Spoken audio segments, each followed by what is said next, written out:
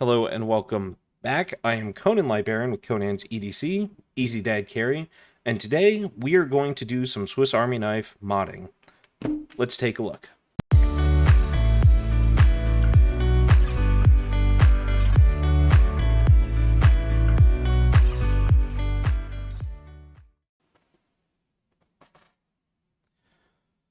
So what I have here is actually kind of the collection of my Swiss Army knives, and I realized looking at all of them, you might wonder why I have more than one, and I'm going to do a follow-up video on that. But what I wanted to focus on today is a little mod for a Swiss Army knife. Now, I did this one in the Why Swiss Army Knives Matter video inspired by Anne at the Vine Climber. Go check her out. She's in my favorites. Down below, make sure to go follow her, check out her stuff. But after having carried these for a while, this is the Tinker Deluxe, just the upgrade from the Super Tinker because it has the pliers, which in an urban environment I really like on EDC. I've really been loving. And this has become my primary carry unless I'm going hiking, camping, or on a bike trail, anything like that. This guy goes with me, my handyman. But the longer I carried him, the more I kind of looked into what else I could do with the Swiss Army knife. And for another shout out, Felix Imler has an awesome channel pretty much centered entirely around Swiss Army knives and different things you can do. And something that really caught my eye was this modification for the plus scales. And I put the plus scales on so that I could have a slot for a pen. And I had traded out the toothpick itself for one of these little ferro rods. It's the Waterfly ferro rod. I'll just do a quick little demonstration on that. You can use... There are a couple different ways you can use it, but you can see just shoots off a good little spark, which I really like having as a backup. This isn't going to take the place of a lighter or a giant ferro rod, but I really like having it as a backup. And I really saw using this a lot more than a toothpick.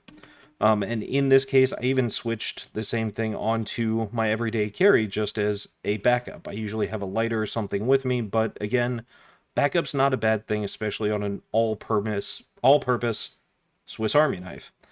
But the modification I found on the plus scales that he pointed out was this secret tool slot. Now, this slot apparently was for either some other discontinued model or just not very common model, but it was left on these tools, just capped off. So he actually just essentially opened that up, cut down a little toothpick, and you were able to put it in there. It takes a little bit of reprofiling, but I realize I'm kind of missing that on this.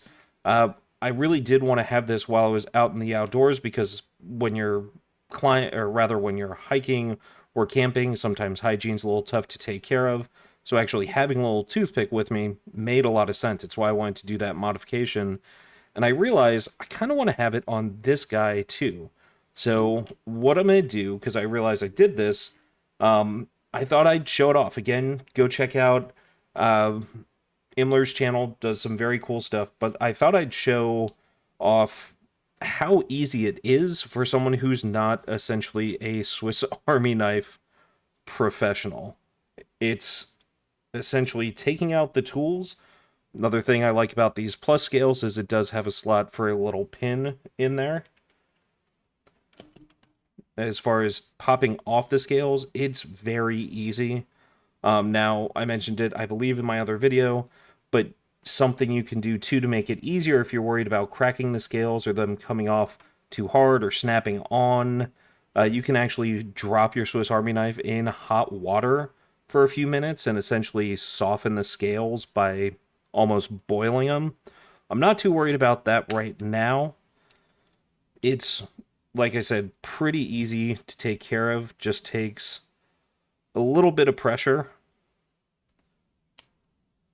and it pops off nice and easy. And you can see right here in the same spot, if we turn it over but show here, it has that little slot right there.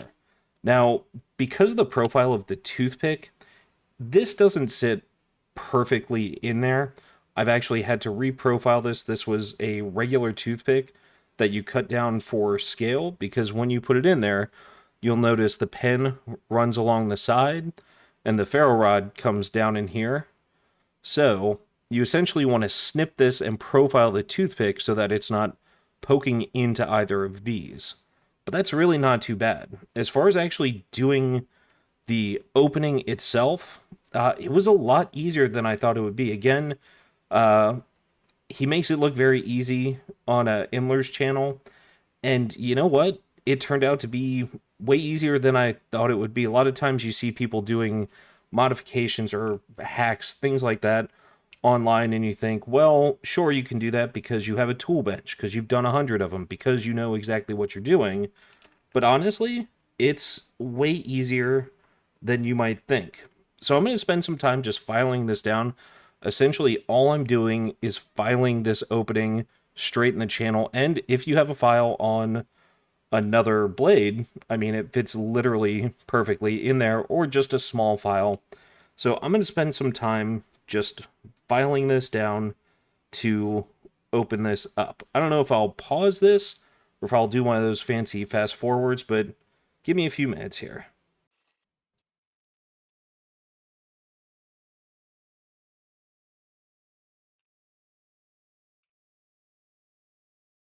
Now you can see we've got it flat there. And if I take the toothpick, it actually seats perfectly in there.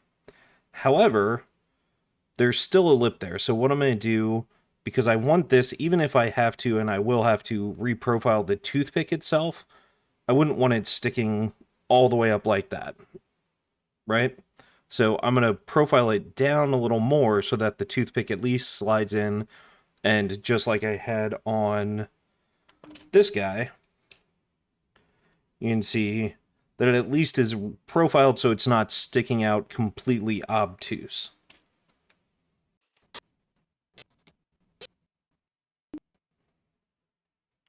So you can see I'm working it down a little further, a little further. I also figured that instead of just the boring one, because I have the pops of color here otherwise, I think I'm going to go with a blue toothpick. So I'm just going to keep working this down until this is really able to seat a lot better with the outline of this.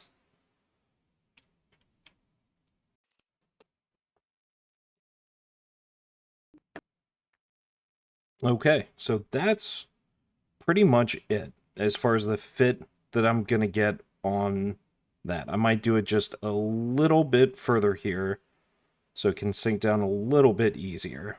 Because when you really press it in, what you're looking at is to keep it really flat to see really how it sits. Because you also want to make sure when it's in there that you're able to catch the edge of it to pull it out just like any other tool inside the scales. But honestly, I think that may really be it.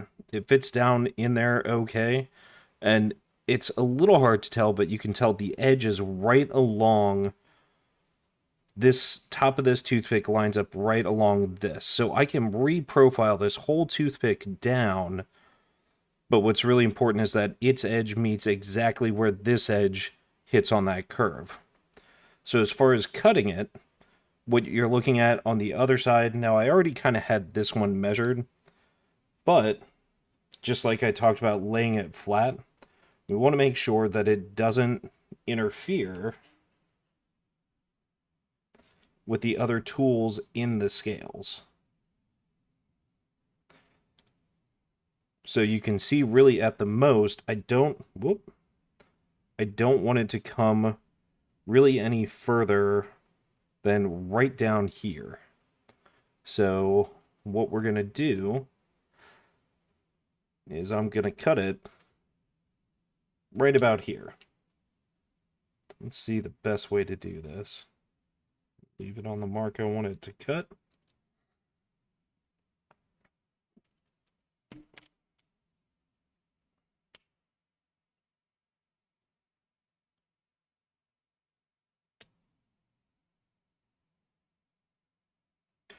Now, I've seen where you can kind of reprofile, like you can snip this and flip it or whatever you're going to do.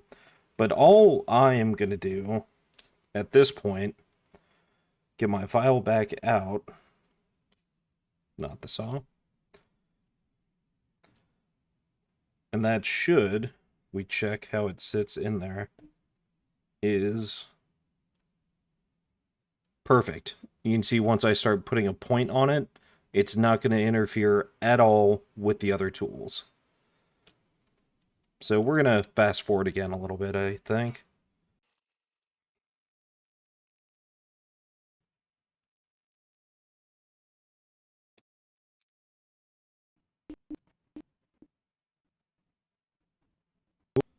So it's a little tough to tell. I don't want my camera to go out of focus, and I can sharpen it a little bit more. It's not perfect, but that is definitely a point on there. Let me see. That whole project took about 10 minutes of filing and snipping to get it to where I want it as far as length and sharpened down here. Now what I think I'm going to do is actually snap the scales back on and see how it looks and feels once it's actually put on and put in with the scales back on the knife. So let's, there we go. Let's get that back together.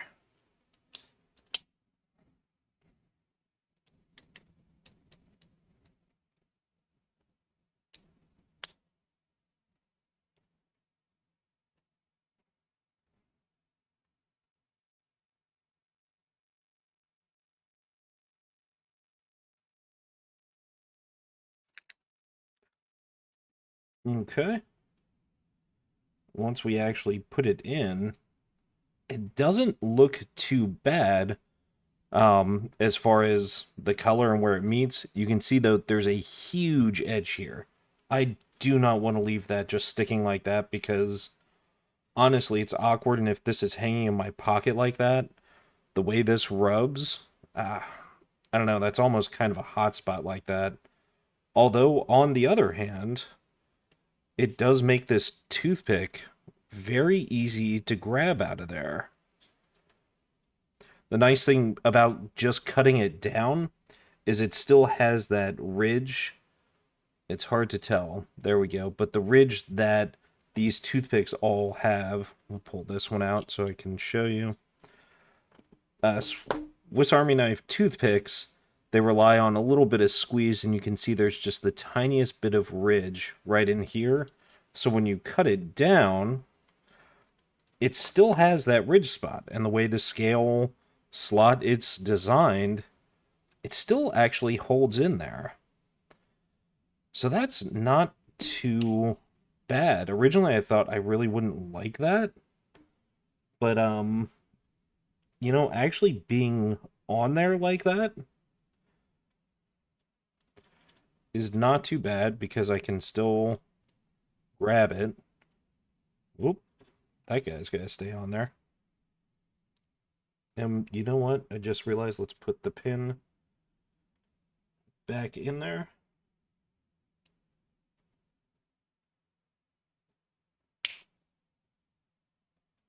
I might need to squeeze this back together a little bit more.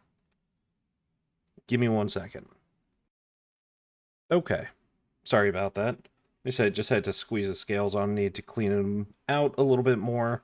So that way, when this guy went in, nothing's loose, nothing's falling out of there. And actually, you know, initially I said I didn't like it sticking out like that, but now I almost do. You know, it works well enough on here that I rounded it for the handyman.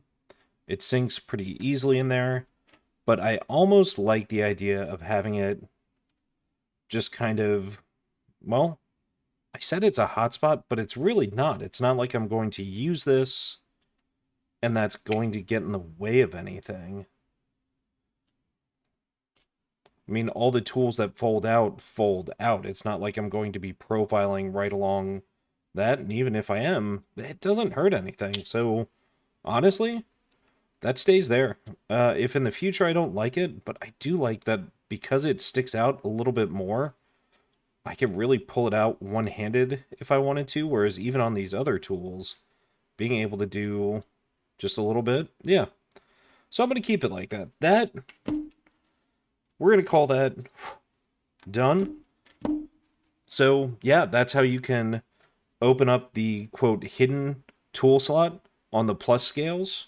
Like I said, I put the little toothpick in there because I really wanted to be able to also have this just in case.